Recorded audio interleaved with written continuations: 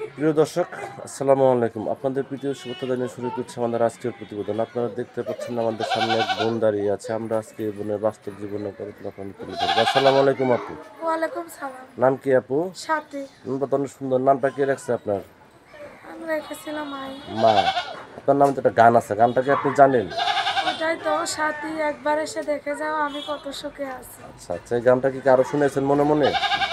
কারো শুনেছেন গানটা? এখন আপনার আমাকে মনের গানেরই মানুষ পালা, আছে? এখন আমাদের মনের মানুষ আর নেই। আচ্ছা আচ্ছা, এখন তো মনের আমার মানুষের বিয়ে গানটা শাদী শোনাবেন তো? হয়েছিল। মনের মানুষের গানটা শোনাবেন তো? ইনশাআল্লাহ মনের মানুষের বুকে নিয়ে আদর যত্ন করে ভালো সুন্দর করে শোনাবো। আচ্ছা আচ্ছা। তো সাথী আপু, ইউটিউবে কেন আসছেন?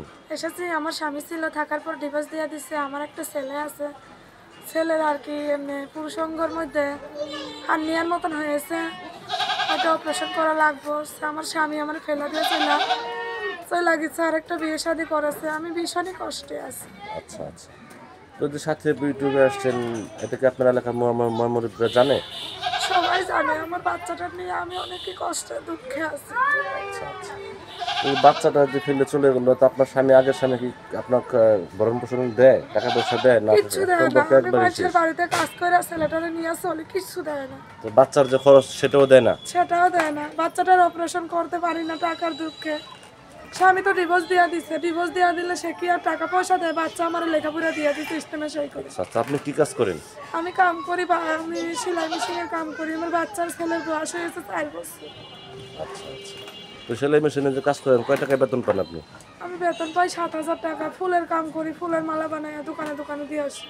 তো সবার জন্য ফুলের মালা বানান, আপনার জন্য তো কেউ ফুলের মালা বানায় না।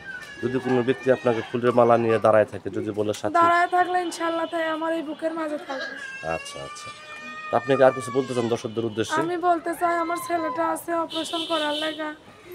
যদি কোনো ভাইরা আমার ছেলেটারা দেখা, আমারে দেখা, যদি আমার পাশে থাকে। আমার ছেলের নাম হয়েছে জুবায়েদ খান।